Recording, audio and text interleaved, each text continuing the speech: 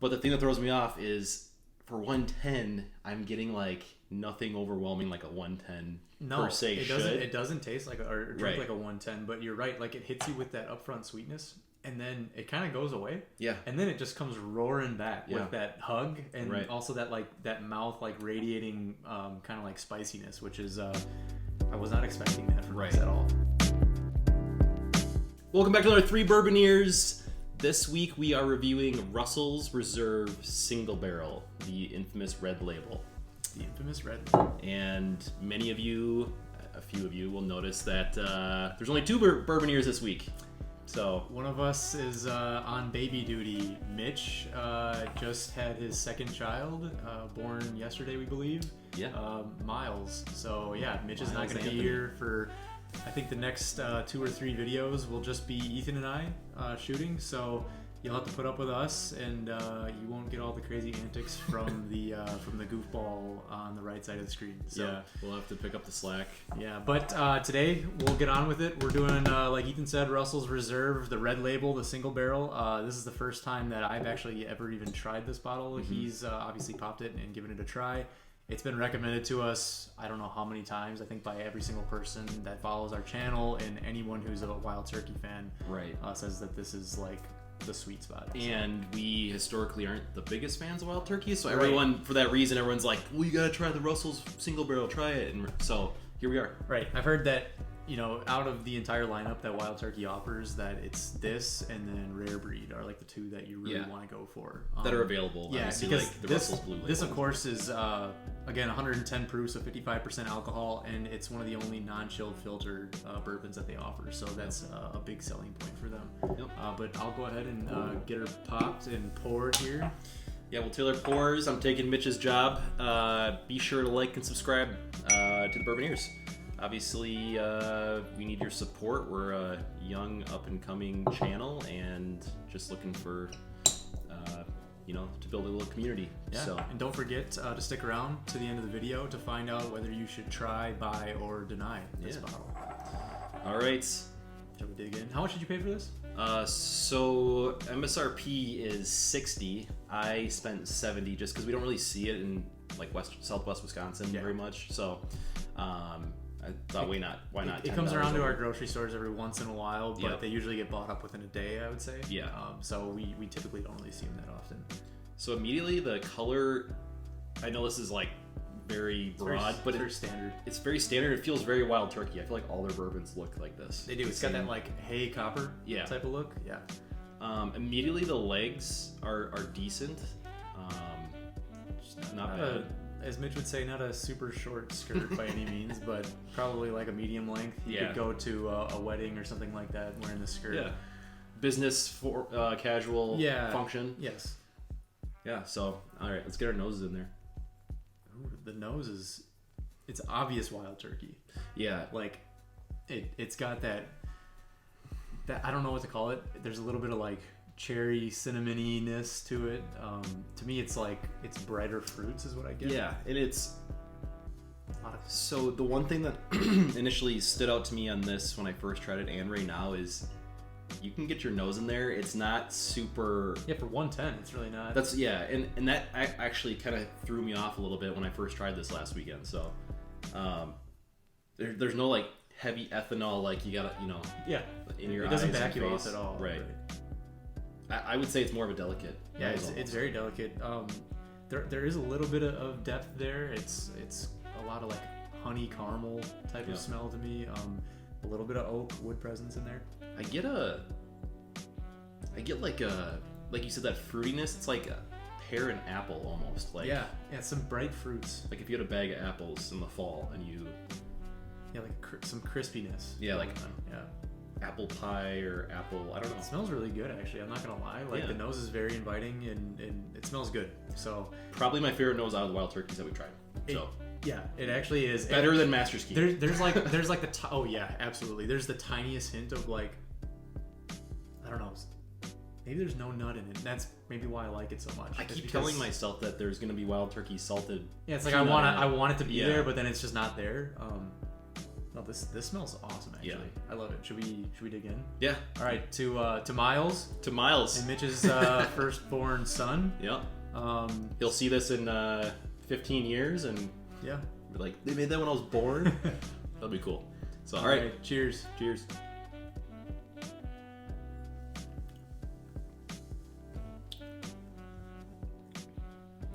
Yeah. Wow. So, what are your initial first thoughts? Super sweet up front. Yeah. Like, oh man. And it's still going. And it's changing. It kind of reminds me of this is like pulling like shot in the dark. 1792 Bottle and Bond. Oh, or sorry, I can't remember. Sweet Wheat. Sorry, Sweet Wheat. Sweet Wheat. So very sweet up front, obviously. Yeah. I mean, that's a weeder, you know, like this is. But initially, there's no like mouth burn. There's no chest or throat burn like to begin with. It kind of hangs on and lingers, and then all of a sudden you get a little bit of burn on the tail end. That's what I was gonna say.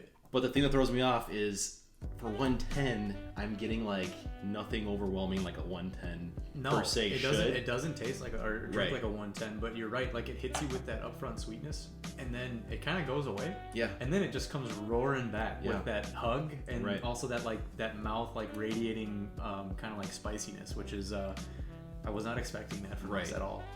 I immediately get a lot of really like enjoyable like post drink notes on my mouth. Like my mouth doesn't feel gross. It just is kind of like like refreshing almost. I don't know. So I will say one thing about it is that kind of, so you can tell it's a wild turkey product, right? There is some of that the bitterness, slight bitterness that we've gotten on a lot of those products, and it's definitely in there. But the good thing about this is that all of those other enjoyable flavors, that cinnamon, brown sugar, kind of wood spice that's on there, I feel like they're way overpowering any of that bitterness. That bitterness only comes in for a second or two. And then right at the front, it's like sweet and bitter, and then the rest kind of cuts through it, which is nice. Yeah. But the only thing that is just a little alarming to me is how like smooth it is for 110. I don't know if it's alarming. I kind of like it, but it's. I like it. Yeah. I love it. I love that it's smooth for 110. Right. Man, it's so sweet up front, like sugary, mapley sweetness up front to me. What are you pulling like flavor wise? Like you said, a couple like cinnamon, wood spice, but none of that like fruitiness really pulls through. I feel like from the nose. Yeah, it's not too fruity on the palate. To me, it's all like wood spice on the palate, and maybe like some confectionery sugar up front, right? Yeah. Maybe a little maple. Maple. It's not super complex. Like there aren't a dozen different things to pull out of there. I'd say it's like 1, 2, or 3 things, right, that you'll get. That's a great point. Like it's not super complex. Yeah. It's not overwhelming, you know, with the burn, and I guess the best way to put it is like that delicate nose kind of follows through with like the experience. Absolutely. There's nothing overwhelming. So. But boy, I do like how it's kind of a ride though. Like it does come in quick and then it leaves and then it comes back, which I can appreciate actually. Yeah. So I don't know. Should we get into it? Yeah, let's do a try by really tonight. Curious to see what you think about this. So let's do it. All right. You go first. I gotta go first? Yeah, you gotta go first. Okay. So $70 for this bottle. $70, you know, 60 retail, but we paid 70. I have been. This is like the first bottle that I've been like stressing about how I feel about. Yeah, because I don't want to put it on the internet forever and then be like bound to like. Hey, we can always come back and reshoot stuff, and we can always revisit bottles that we've denied, right? And that's why we keep a big spreadsheet of our try by denies. Yep. So at some point we can say, let's just look at all the bottles that we've denied and come back and give them a try again. It'll be fun. Yeah, and as we evolve as humans, you know, your palate's gonna change for sure. Okay, so I am a wild turkey hater historically. Just because if you haven't watched our previous reviews, like we bought the Master's Keep, which was $180. Yeah, $180. Most disappointing bottle probably that we got last year. It's probably the most disappointing bottle I think we've ever bought. Probably ever bought. A lot of their wild turkeys are so over the top bitter. I understand why people may like them if that's your thing, but for us, it just kind of ruins the experience for a lot of those. We're mostly like the lower end wild turkey products. This is my favorite wild turkey that I've tried, but is it worth $70? That's the only thing. It is a single barrel. It is the non-chill filtered. Right. You're getting like some more premium things, which obviously increases that price point. Yeah. This is gonna bother me, but I'm gonna sit at a try for now. At a try. Yeah. All right. Because I think if that nose had just a little more going on, and the flavor palette was just a little more explosive with these different things happening, A little more complex. like you had said, the nose is delicate. There's only really 3, 4, 5 distinct kind of things you pull from it. Yeah. I'm gonna try. And I want to come back to it because that could change to a buy. Yeah, we'll let it open up too. We'll Yeah. come back and try it, and if we really change our minds, then we'll discuss it then.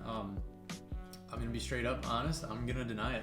You're gonna deny it? Yeah, Oh my and gosh. that's the thing. I'm not as big of a wild turkey hater as you. Yeah. Like I don't know. Every time we try the wild turkey Master's Keep 1, I always try and talk myself into it. Like, oh, it's not that bad, whatever. And then when we compare it to other bottles, it crumbles. But so the only reason I'm actually denying this is just simply because of the price, and because of in the same distillery in that wild turkey lineup, there's things that you can get that I believe are better for cheaper. Great So point. for my palate, I think I actually prefer the rare breed to this. Sure. I like the extra proof on the rare breed. Yep. And actually, I've really been digging the rare breed a lot, and I really don't get as much of that that bitterness on the rare breed as I do on here. Yep. Like it's still very prevalent to me on here, especially on the finish. Like when you were giving your try, I was just tasting bitter peanut in my mouth the whole time, and that was kind of. It just turned me off a little bit, and I would have never experienced that with the rare breed. So that's why I'm gonna deny, just simply because it feels bad too, because this is really good whiskey. But I just think for the price, like $40, $45, and you can find it everywhere. Go ahead and get yourself some rare breed. That's my pick if you're buying wild turkey. Historically, I'm getting this sense, and it's probably a known fact, but this is how I feel. Wild turkey has a tendency to over price point everything. Like it's too expensive for the that, juice. That rare breed, I think, and the Wild Turkey 101, of course, is like $20. But no, I agree. I'm not talking like their low end stuff, just like their higher end stuff. Like again, the Master's Keep. This being 70, like this. If this was like $47.99, it'd be a buy all like day. if they priced it at where rare breed is, and just let you choose between them. And that's the other thing too. Is like you can't find this every day. I know. Right? Like you can find rare breed in literally every single store. You go to your gas station, they're gonna have rare breed. You go to anywhere that's gonna have it. Right. Target. You go to Target, they're gonna have rare breed. Right. This though, you're not gonna find it everywhere. And to me, you're right. Like it should be priced almost the same as rare breed, so you can decide between the two. Like I feel like if you're a wild turkey fan or you're trying the brand out, you're gonna like one or the other. And I get it. Like we're gonna put the single barrel label on it and all those things, but I feel like they're reaching so hard to get. And I hate what is it with wild turkey? I want to like them. Right. Like there's other brands that completely turn us off. We're like, screw them. We're never going back to buy. Wild turkey, we keep going back, we're giving you another try. I think it's the lore with like the fans. Like they all love it, and I'm like, I want to love it, but I can't. Like I can't fall in love with it. It's that cruel pitch. I can't shut up about it, but that rare breed is like the only reason that the brand stays alive for me, because it's so available and it's so good in my opinion. Like that, I think that's where a lot of its like prestige comes from. Yeah. So I think like the Master's Keep and the 101 too. The 101, yeah. But like the Master's Keep, since we split that, I think it's less of a wound. If I would have bought that outright for $180, I would probably never buy a wild turkey product again. I'd probably never buy bourbon again if I bought it. Yeah. That's one that turns you off from the hobby altogether. I know. You spend $175 on that thinking you're getting a prize, and then you taste it and it tastes just like the $20 bottle, which it did, to us. So we picked the other bottle being better. So, anyways, glad we tried it. We'll have to try this, and we'll get his thoughts. It's not bad whiskey by any means. No. Like when I say deny, I'm not saying it's a bad bottle of whiskey. I think it tastes really good, and I would be happy to drink it any day of the week. But if I had to pick a bottle off the shelf now, I probably won't do it. Mm-hmm. Now I know. All right. Well, let us know if you were able to find one of these, or if you've had it before, and then what you think of it. Also, tell us what your favorite wild turkey product is. Drop a comment down below. We want to actually know that. Really curious, especially between this and rare breed, and if you think that we're kind of right that this is maybe a little bit overpriced and that they should lower it kind of towards that rare breed. Or if you think we're off our rocker and this is way deserving of $60-$70. Yeah. Go ahead and give us a like if you agree with us. Even give us a thumbs down if you don't agree with us. Don't do that, actually. Only give us likes. But that'll do it. I think we're gonna wrap it up. We appreciate it. Thanks for watching. All for one and one for all. Cheers.